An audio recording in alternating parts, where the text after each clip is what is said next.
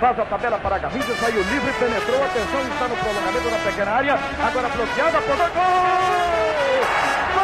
Sensacional, uma joia o gol de Garrincha, atirou quase no ângulo impossível o demônio da Copa Mané Garrincha.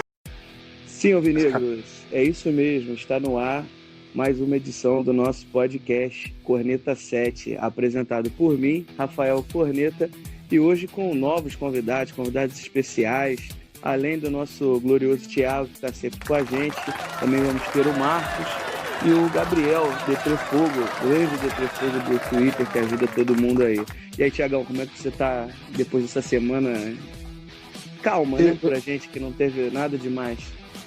É, uma semana só no controle remoto, mas eu tô já iludido de novo. Barroca chegou, já tô vendo o Campeonato Brasileiro aí na frente, já tô vendo passagem pra final da Sul-Americana, e eu adoro me iludir com o Botafogo, vambora.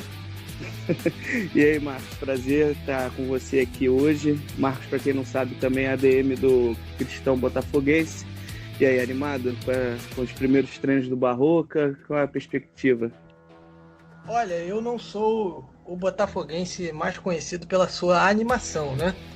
Não é a minha principal característica, mas posso dizer que eu estou um pouquinho esperançoso, né? Bateu aquela pontinha de esperança. Beleza. E o nosso glorioso também, Gabriel, o Deprê Fogo. E aí, meu camarada, como é que você tá? E aí, mano, de boa. Saudações aí pra todo mundo. Mano, tô iludido já, mano. Já é nosso, já. Sul-Americana é nosso. E pode existir geral aí que é nosso o bagulho, mano. Será? Já tô esperando a piada. Eu ainda acho time muito fraco pra Sul-Americana, mas vamos comentar isso daqui a pouco. Hoje a gente vai falar das nossas perspectivas pro Brasileirão, dessa primeira semana de treino do Barroca, que já todo mundo tá iludido por causa de vídeos de 15 segundos. Já tá todo mundo achando que é o Guardiola brasileiro. E também vamos falar dos nossos reforços que chegaram. Alguns já foram realmente reforços, outros não, outros nem jogaram. Uns jogaram 20 minutos. A gente vai falar disso também. E no final vamos falar também um pouquinho do nosso basquete, que perdeu os 2 jogos lá em São Paulo e a gente precisa ganhar aqui para conseguir levar para o último jogo. Beleza? Então vamos começar falando sobre Barroca, Eduardo Barroca, primeira semana de treinos. Vou começar com o Thiago. E aí, Thiago, é o Guardiola ou vamos com calma? Não, Guardiola muito, mas o Gordiola acho que dá. Cara, é muito interessante, muito bacana. A gente, obviamente, acompanhando pelas redes sociais, pelas reportagens, pela cobertura dos setoristas, a gente tem uma noção diferente, mas a gente pode perceber até pelo feedback dos próprios setoristas que é uma intensidade que eles não viam no Botafogo há muito tempo. Nossos setoristas já cobrem o time há bons tempos, alguns treinadores já passaram por eles e é bacana a gente ver essa intensidade, né? Durante a semana a gente teve a entrevista do João Paulo, teve a entrevista do Marcelo Benevenuto, em que ambos destacaram isso, destacaram como o Barroca está exigindo o time, como o Barroca chama ali para que o time se entregue, chama a intensidade, mas não só isso, não é só intensidade, não é só vontade. A gente consegue ver uma ideia de jogo por trás desses treinamentos, né? Uma aproximação, a posse de bola, a bola no chão, a pressão na saída de bola. A gente consegue ver a intenção de jogar futebol. Vamos lá, Marcos. O Barroca, na entrevista coletiva dele, disse que ele frisou muito a busca pelos resultados iniciais. E a gente sabe que a proposta de jogo dele é uma proposta que tem mais a bola, como o Thiago falou, de posse de bola, de inversão de jogo, que se não der certo no ataque ele volta, começa do zero. Você acha que na entrevista ele, como eu disse, foi muito incisivo na questão dos resultados? Você acha que isso pode atrapalhar o início de trabalho dele, visto que o futebol dele precisa de tempo, precisa de ele não fez a pré-temporada, né? Teve 9 dias. Você acha que ele vai conseguir ou ele vai ter que implementar algo parecido que o Zé Ricardo faz, de jogar atrás e partir no contra-ataque? Olha, eu não acho que são coisas que são tão controversas assim, né? Futebol e resultado. Ultimamente, com o futebol praticado no Brasil, a gente acabou se acostumando com isso. Estava conversando com os amigos hoje e muitos revoltados, né, com a vitória de alguns times que jogam muito mal com a vitória, né, no estadual. E para mim isso não é nenhuma novidade, né? A gente está muito acostumado com futebol pobre com essa desculpa do resultado. Mas eu acho que o que ele colocou ali na entrevista, eu até observei isso, é que ele está fazendo uma administração daquilo que é prioridade. Óbvio, o resultado é urgente. Existem alguns conceitos, dois conceitos assim muito interessantes quando você está tentando estabelecer um trabalho, um planejamento, que é o conceito do urgente e do importante. O urgente para o Barroca é o resultado, né? Ele disse, meu primeiro ponto é o resultado, que é o que o Botafogo precisa. E aí depois ele falou, jogando, se possível, com futebol que a torcida gosta, isso é importante, mas não é urgente. E terceiro, ele falou de desenvolvimento dos jovens jogadores, uma coisa que é importante, que vai ter impacto lá na frente pra gente, e que é urgente, que o Botafogo precisa de dinheiro, então precisa fazer esses jogadores jovens jogar para fazer dinheiro com eles, para vender. Mas eu acho que o Barroca é um técnico bastante inteligente.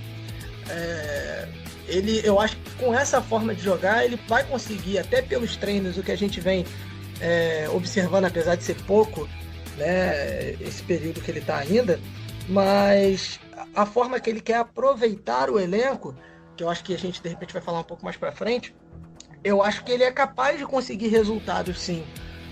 O elenco do Botafogo não é tão ruim quanto parece.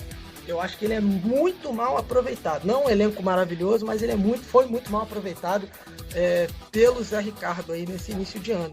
Mas eu não acho que são discursos controversos, não. Dificuldade ele vai ter, sim. Mas acho que ele pode conseguir resultados que vão dar uma certa estabilidade pro Botafogo aí até a parada para a Copa América.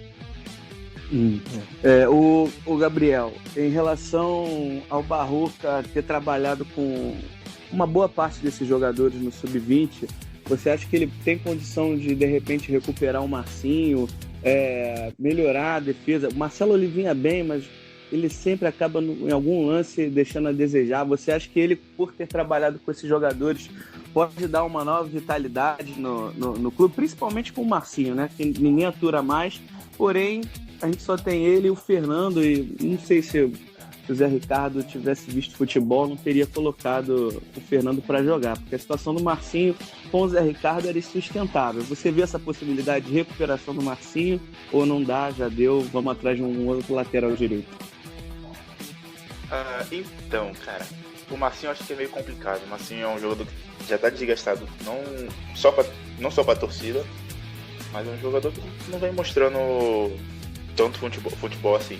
Ele melhorou um pouco, mas precisa melhorar muito mais.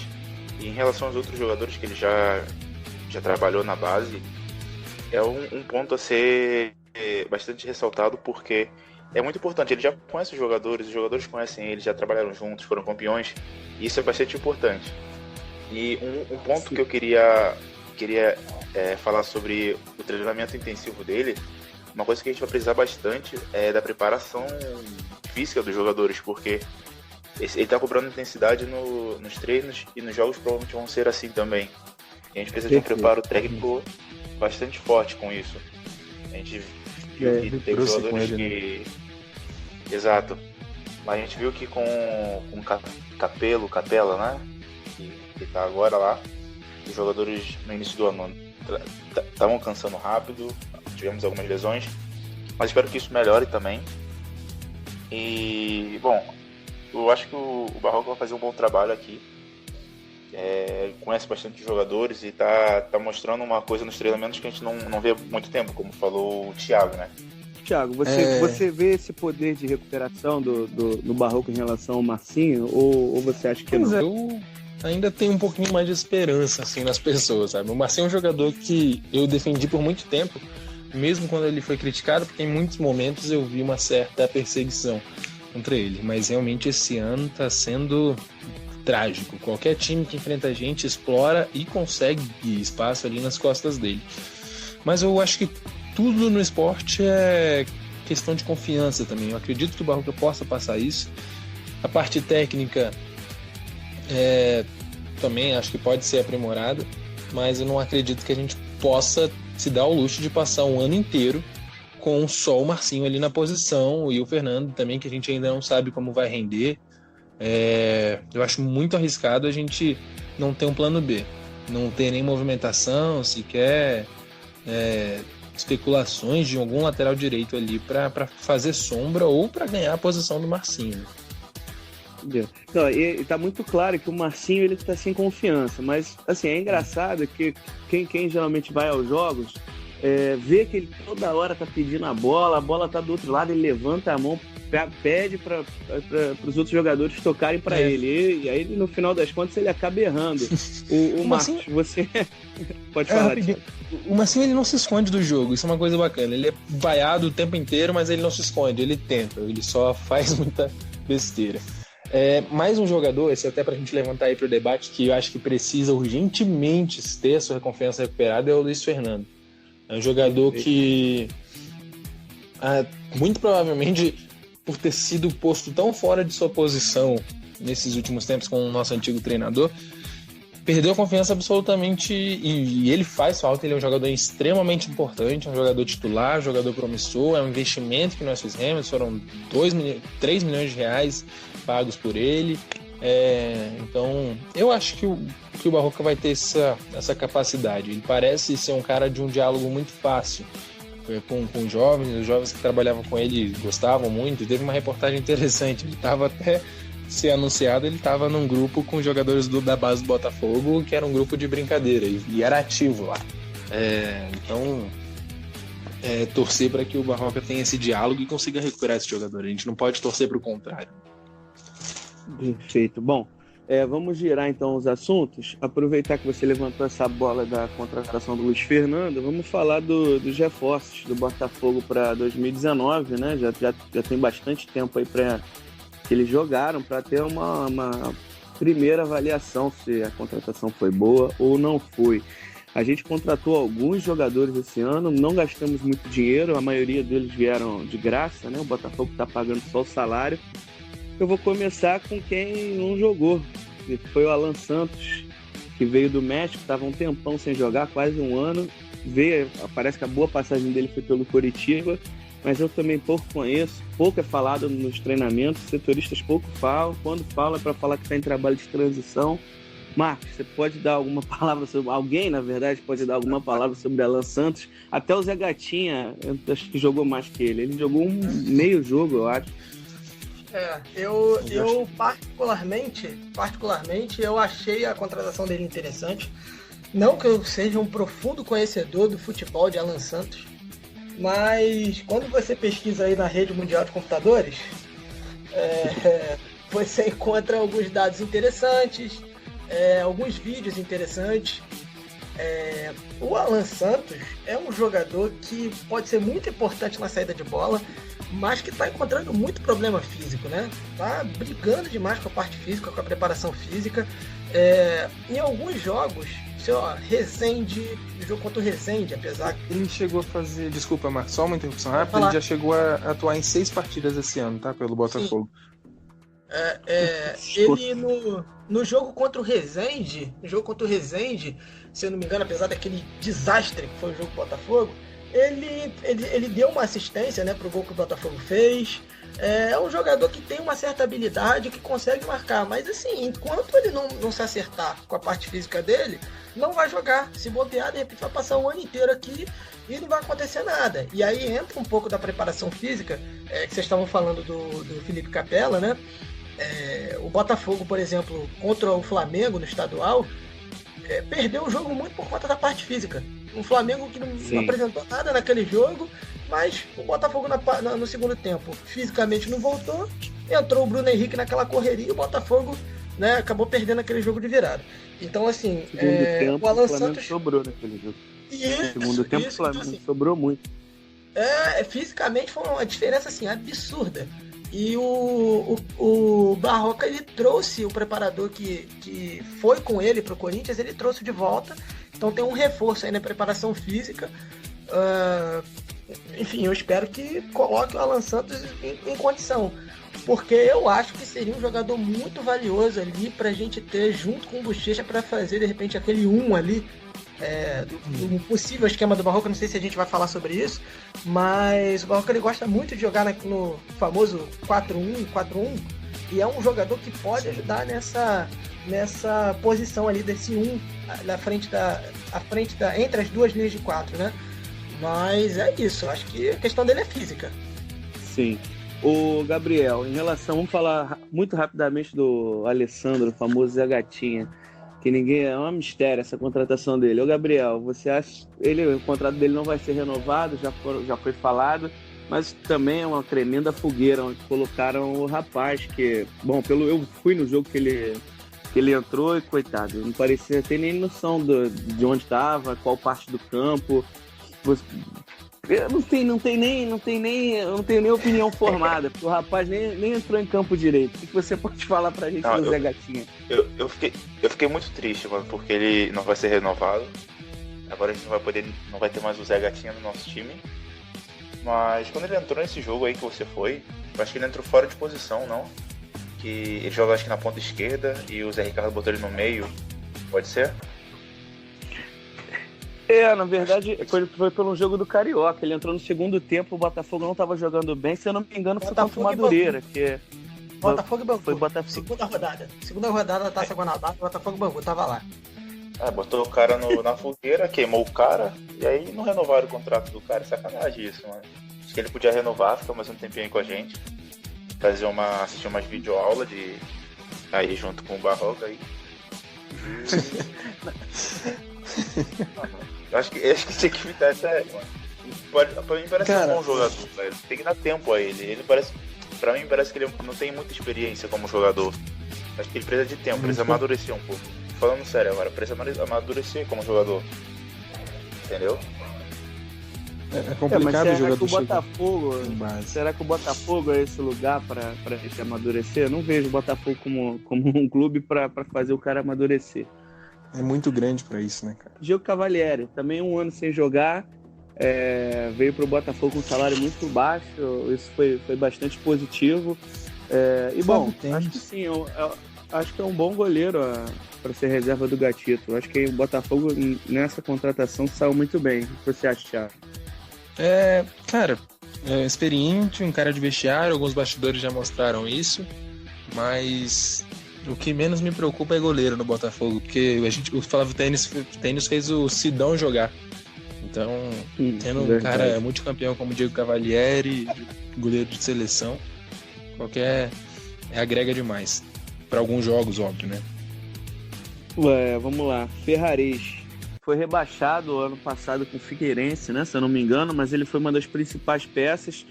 Quando ele chegou, eu não botei muita fé, não gostei muito da contratação, mas nas partidas que ele jogou, demonstrou um bom futebol e, inacreditavelmente, o Zé Ricardo não colocou ele para jogar, né? Quando ele estava pedindo passagem, o Zé Ricardo manteve ele no banco. Vamos ver com o Barroca se ele consegue dar uma sequência para o Ferrarese, porque ele parece que vai ser um jogador bastante útil durante a temporada. Rafael, o Figueirense ele quase caiu na Série B, mas ele ficou em 15º, né? O Ferrarese foi um dos destaques desse time. Um jogador que já entrou 8 vezes na temporada e pelo Botafogo, fez 8 jogos, 2 gols, 1 assistência.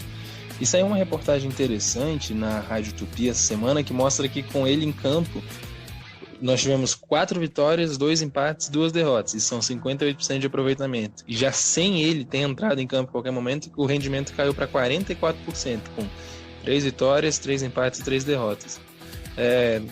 Obviamente parece ser só uma coincidência, mas é um jogador que me agradou demais, assim, versátil ali no meio campo, joga por dentro, joga pelas pontas, tem velocidade, uma boa finalização. Me agradou bastante. Eu acho que o Ferrarese, mano, ele tem bola para ser titular nesse time. Veio para ser essa sombra do Luiz Fernando, que não começou o ano muito mal. E eu acho que o Ferrarese tem bola para ser titular nesse time. Como o Thiago falou, finaliza bem, é rápido, joga em muitas posições. Acho que ele vai ser titular nesse time esse ano, hein? Vamos ver como é que o Barroca pode aproveitar ele. Eu acredito que o Barroca vai gerar bastante esse elenco até conseguir encontrar uma formação ideal. Vamos lá. Vamos talvez falar da melhor contratação até o momento. Não só contratação, como a melhor negociação da história. Foi a vinda do Alex Santana para o Botafogo. E o Botafogo entregando de bandeja esse excelentíssimo jogador que é o Rodrigo Lindoso, do Internacional. Como é que vocês enxergam o Alex Santana, que chegou fazendo muitos golaços, gols antológicos? Vocês acham realmente que ele é esse jogador ou sabe chutar bem? Posso dar uma opinião impopular? Claro. Tire os golaços maravilhosos do Alex Santana. Ignora que eles existiram. O que ele ofereceu pro time? Não tem aquela marcação que se espera, apesar do tamanho. Não tem a mobilidade que se espera por causa do tamanho. E não, pelo menos até agora, não demonstrou a melhor saída de bola. Só que realmente foi um jogador extremamente importante, com uma finalização de fora da área e até de dentro da área de raríssima felicidade, que a gente não pode desperdiçar também.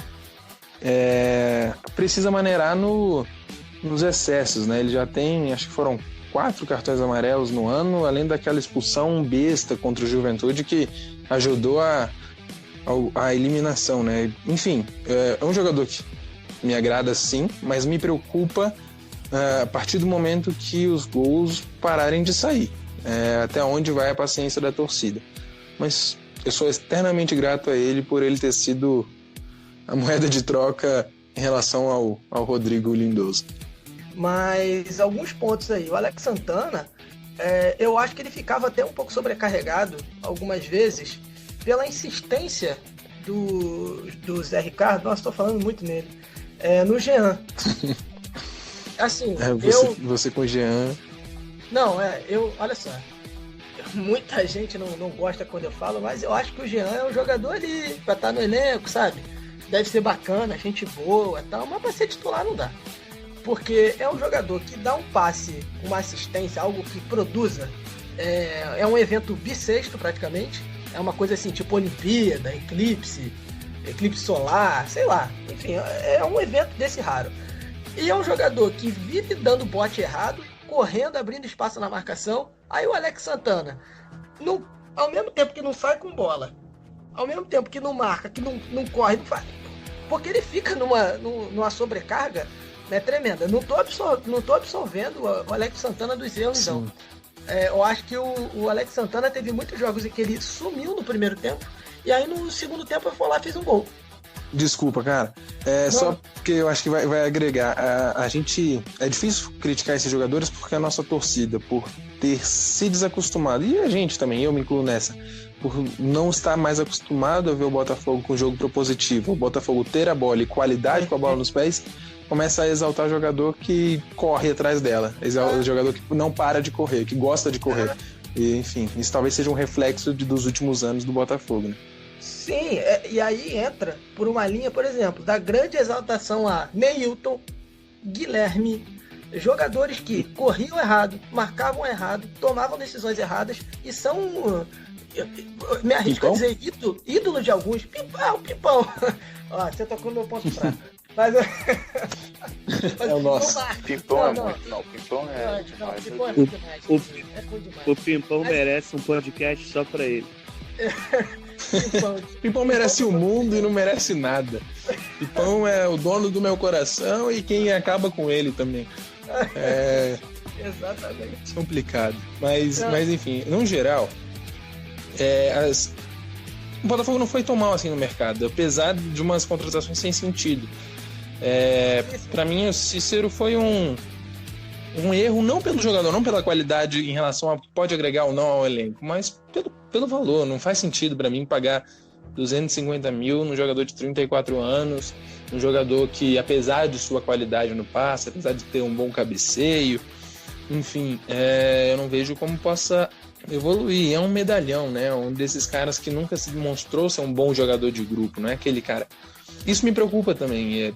Talvez esse tenha sido o maior erro nessa janela. Os outros nomes, tendo exatamente, tendo um jogador da base, tendo, sabe, tem mais opções assim, mais baratas e até no mercado, se se for garimpar um pouco melhor, tinha opções mais baratas. Gabriel é um zagueiro que para mim chegou para suprir e não tá me deixando com saudade do Igor Rabelo. Apesar, eu acho que ele compensa assim a sua altura com bom posicionamento. A gente pode ver e acompanhar em vários jogos ele ganhando no alto, enfim. É verdade que os últimos gols que o Botafogo tomou foi em bola aérea, mas, salvo engano, a maioria foi em cima do Marcelo Benevenuto, que também tem esse problema, né, de posicionamento ali na jogada aérea. Mas por baixo, em velocidade, me impressiona muito. E até com a bola nos pés, um jogador que tem um bom controle de bola. E no ataque chegou o Diego Souza. O Gabriel, eu acho muito que tem dedo do Carly também. O Carly, ele tá levantando qualquer zagueiro que joga do lado dele. Você vê que quando o Gabriel chegou, ele não estava muito bem. Ele estava com o Marcelo, porque o Carly estava em transição de uma lesão. E aí, a partir do momento que o Carly entrou, o Gabriel subiu de produção de uma forma absurda. E eu acho que está acontecendo isso com o Rabelo, por exemplo, no Atlético. Caiu de produção, apesar de estar com o Hever do lado, o Leonardo Silva. O Carly, ele é um jogador de bastante liderança, né? Ele é um jogador que se posiciona muito bem. Mas eu não sei se a gente pode atribuir só isso a ele, porque ele só fez 2, 3 jogos no ano, entendeu? É verdade que foram bons jogos do Botafogo nessa oportunidade, mas o Gabriel fez jogos excelentes naquela sequência de fevereiro, que só teve o Carly em 2 jogos, que foram os 2 primeiros. Óbvio que ele tem participação, mas eu acho que também vai da qualidade do jogador, sim. O Gabriel é um jogador que, já no Atlético Mineiro, apesar de no ano passado não ter vivido uma fase tão boa, ele era lembrado e cogitado para a seleção brasileira pelo Tite. Ele era comparado a grandes zagueiros pelo técnico da seleção, né? Eu sou assim, tenho um pé um pouco atrás com o Carly, é uma das minhas opiniões impopulares, mas sem negar em momento nenhum a sua capacidade de posicionamento absurda, sua liderança, enfim. Carly realmente muito importante pro Botafogo. E aí no ataque chegou o Diego Souza, né? Chegou, mas também não dá pra gente falar muito. Já colocaram ele numa roubada, com o Zé Ricardo já bambeando no cargo. Vamos ver se o Barroca também encontra uma posição. Quer dizer, a posição todo mundo já sabe que ele provavelmente vai jogar de atacante. Mas vamos ver se ele consegue dar alguma movimentação pro Diego também. Vamos esperar os próximos capítulos. Bom, vai começar o Brasileirão. O Botafogo começa jogando contra o São Paulo lá no Morumbi. São Paulo que foi vice-campeão paulista, um time que está desgastado, mesmo com a chegada do Cuca, né? Na verdade, o Cuca já estava, mesmo não na beira do campo, mas ele já estava interferindo. Vocês acreditam que a gente consiga um bom resultado em São Paulo? Você acha que está cedo para o Barroca mostrar alguma evolução no time? Como vocês projetam o início do Brasileirão? Eu vejo assim que o Botafogo não tem que ir, como é que eu posso dizer, chegar lá com a obrigação moral de vencer, não. Eu acho que início de trabalho, enfim, eu acho que vai para buscar o empate, eu acho que não é vergonha nenhuma. Planejamento de um campeonato longo, assim, você tem que saber quais jogos que perder não é um resultado fora do normal, empatar é um grande resultado e que vencer é obrigação. Eu acho que nesse jogo, até pelo retrospecto, né, histórico no Campeonato Brasileiro, lá o São Paulo tem 20 vitórias contra 7 vitórias do Botafogo lá no Morumbi, na história do Campeonato Brasileiro. Então acho que um empate para início de trabalho, com toda essa crise que o Botafogo atravessa, eu acho um ótimo resultado. Eu acho que o Botafogo pode ir buscando isso sim. Mas sem vergonha de jogar futebol. Tem que ir para jogar futebol também. Ô, Thiago, como é que você enxerga, antes da Copa América começar, o Barroca até frisou isso na coletiva dele, o Botafogo vai ter alguns jogos em casa. Como é que você prevê esse início de trabalho do Barroca no Brasileirão até o início da Copa América? Olha, cara, acho que o jogo contra o São Paulo é isso. Eu tô mais preocupado com o desempenho. É óbvio que a gente não quer perder, mas eu não vou chegar aqui e falar que o Botafogo cravar uma vitória do Botafogo, porque eu acho que é possível. O estilo de jogo do Cuca é aquele jogo mais reativo, que a gente já conhece também, jogo de velocidade, mas eles também ainda não encontraram o time ideal, né? Hoje o Cuca fez algumas mudanças na equipe, já está sendo questionado pela imprensa por causa dessa mudança, já está tendo que se justificar, enfim, mas semana que vem o Pato já já vai jogar ali no ataque, é no Morumbi, é um jogo extremamente difícil. E essa sequência é muito importante, né? A gente vai ter alguns jogos em casa contra Fortaleza, Bahia, vai ter o mando de campo contra o Palmeiras, um jogo que vai ser no Distrito Federal. Eu acho que vencer em casa, aí sim, em casa é obrigação e não interessa contra quem seja, sabe? Pelo menos a obrigação de buscar a vitória. Se vai conseguir ou não, mas jogar para ganhar, eu acho que isso é muito importante. Eu sinto muita falta disso há muito tempo no Botafogo. Perfeito. Bom, concluindo o futebol, vamos dar um giro rápido. Então, no basquete, o nosso time fez as últimas 2 partidas lá em São Paulo contra o Pinheiros e perdemos. O time jogou bem mal, na verdade, com exceção do Jamal, né, que sempre é um ponto fora da curva. O Cauê Borges se machucou no primeiro quarto desse primeiro jogo fora de casa e também não jogou no sábado, perdão. A expectativa é que ele volte para o próximo sábado, onde o Botafogo é obrigado a vencer o jogo para forçar o jogo decisivo lá em São Paulo. Alguém tem alguma perspectiva de avanço ou vocês acham que a gente já chegou no limite?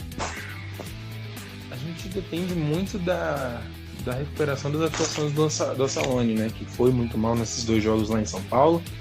O Cauê provavelmente volta, ele já estava até clinicamente liberado para esse jogo de sábado, mas preferiram poupá-lo.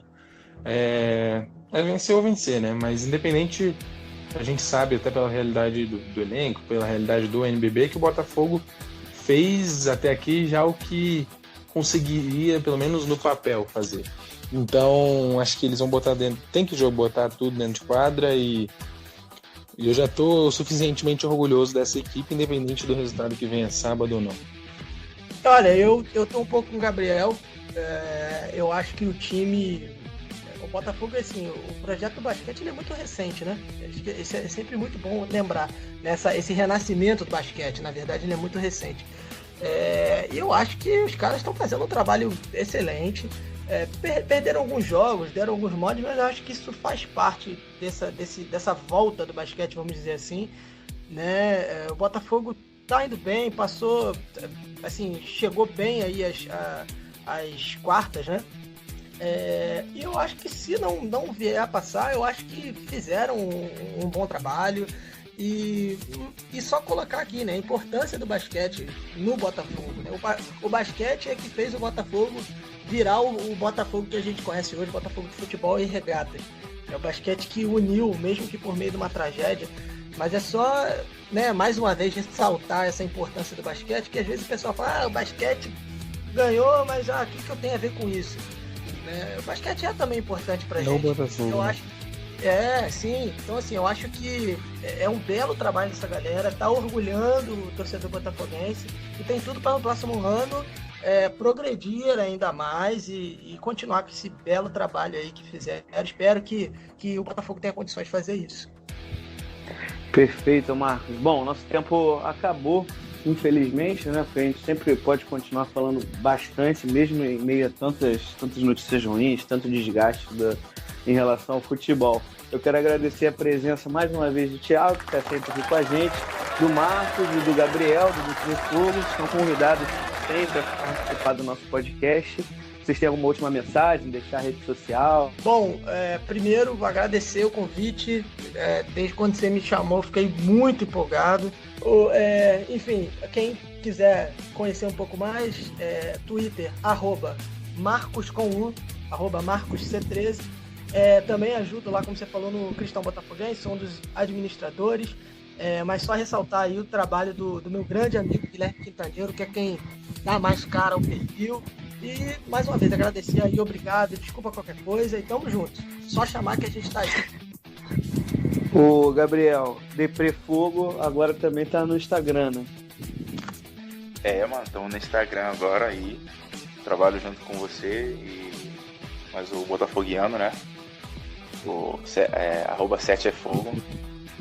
Quem puder dar essa moral pra gente, segue a gente lá no Instagram. Segue no Twitter também, @deprefogo.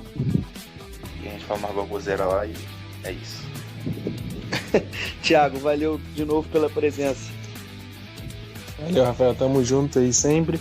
mais uma vez reforçando, última semana aí para participar da promoção dos copos. No início aí do Brasileirão a gente está sorteando finalmente e realizando aí o sorteio. Valeu! Beleza, galera. Agradecer a todo mundo que escutou até aqui. Semana que vem tem mais. É isso. Saudações alvinegras para todo mundo. Um abraço.